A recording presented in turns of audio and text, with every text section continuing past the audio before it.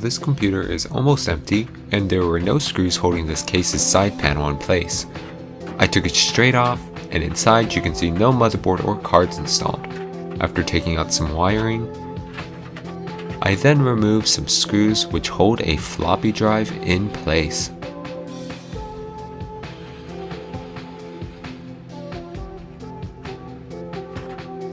Next, I removed the power supply by taking out 4 screws.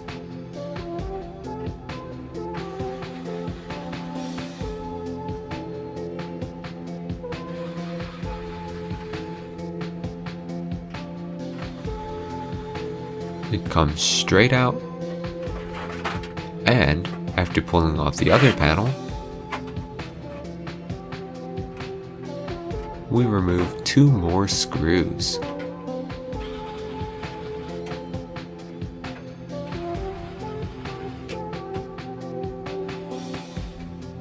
The floppy drive slides out the rear, and after pulling on some tabs, the plastic faceplate comes straight off. We see more wires get pulled off and 1 pair of cables get stuck, so I use my wire cutters to free that up. We now cut the wires attached to the power button and LED,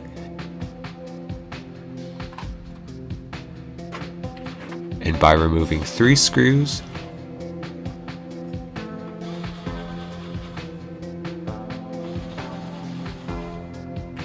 the board comes straight off. We will cut the wires later, but for now we are finished. So now let's see what little we were able to get. We got some screws, some wiring, some IDE cabling, a low-grade board, a power supply, and a floppy drive.